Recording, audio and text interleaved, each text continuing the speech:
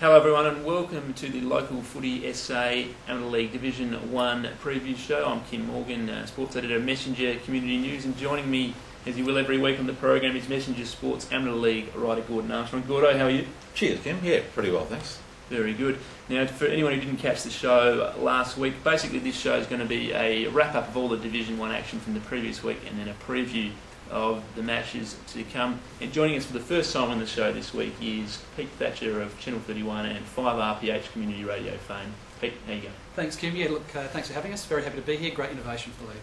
Now, boys, the results from round one of the Division 1 competition in the league, let's go through them quickly. Goodwood over Broadview by 66 points. We had Gaza taking care of Port District in a thriller at Largs by 4 points. Teatree Gully did it easy over Payneham by 10 goals or 63 points. Salisbury North beating Jeps by 52 points, and Henley beating Sacred Heart by 21 points. Pete, any surprises there for you? No, absolutely no surprise at all there, Kim. And what that told me, Gordo, is that the powerhouses of Div 1 Amateur League football traditionally just flexing their muscles a little bit last week and letting the new boys on the block know that there's going to be no easy games out there for them this season. Yeah, I agree with that. Salisbury North was the big surprise for me, the margin. Not so much the winning of the game, but the 11-goal margin was a big surprise for me. Okay, let's get into this week's action, boys. Round 2. You don't want to go into round 2 without a win. A few sides are going to be pretty desperate coming out. And before we get into our tips for this week, I'll add that running total, I'm on 5 from 5. Gordo, 3 from 5. We agreed we weren't going to mention that, Kim.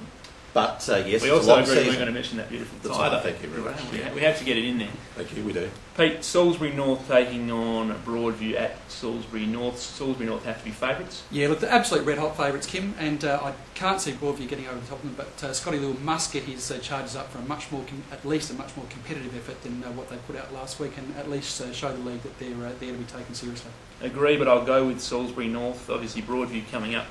Bit of work to do to get up to Div 1 level at this stage. Broadview's 4 goals 9 last week, not enough at Div 1 level. Salisbury North, plenty of goal kickers. Mark Tyler, I think, has pulled one under our eyes, I think, with some of the recruits that he's got from Port, and Salisbury North easily, I'd say. Shocks v Teatree Gully at Sacred Heart. First game at Sacred Heart, they were competitive but couldn't get over the line against Henley. Yeah, terrific performance last week from Shock, Kim, and I was very, very impressed with getting so close to a perennial finals. But Teatree Gully, good. I expect them to be in the top 3 this year, and can't see them dropping this one. Yeah, good mix of young players and experienced players. A couple of those league lads with Daniel Wicks and Heath Colbert, 1 or 2 others. But Sacred Heart, Craig Tasborski last week was good. At home, give it a shake, but I think the Gullies by 2 or 3 goals. I'll tip the Gullies as well in a close one.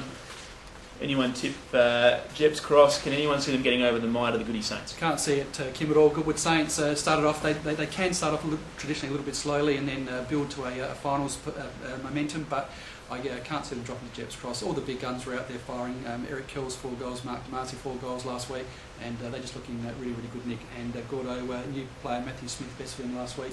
Yeah, Matthew Smith, ex-South Adelaide player. Now, Jeps Cross, the key to it this week will be must start well. If you're giving the Saints a 4-goal start at quarter time, it's game over at the Goodwood Oval, and the Saints will be too strong in the second half. Saints for mine too. Payneham, first game at home for them in Div 1. Big home crowd support for them against Port District, who were unlucky last week. Similar to Broadview, Kim, PNU must make a statement. Even if they don't win this game against Port District, they must be competitive. They must go out and hit the ball hard and make Port District pay a price if they're going to win the game. So I will tip Port District, and but PNU, they must pick up. I'll tip Payneham in an upset.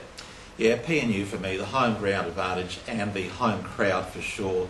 They get pretty excited down there with Gary McIntosh on the sideline urging the troops. I think it'll be a 2 or 3 goal win to the PNU. Last one, boys. We've got 15 seconds before we're going to wrap it up. Gaza v Henley, match of the round, almost for mine. It is match of the round. Henley, Vinny Regolo in good form, kicked 3 last week, leaving off from where he took up in the grand final last year. Great form from Vinny Regolo, and I think Henley could over the line. Henley for me. Yeah, Henley too strong. Gaze gallant last week, winning narrowly, but Henley too much depth. Ken McGregor should be the difference again this week. Good luck to everyone in Amateur League footy, and see you next week.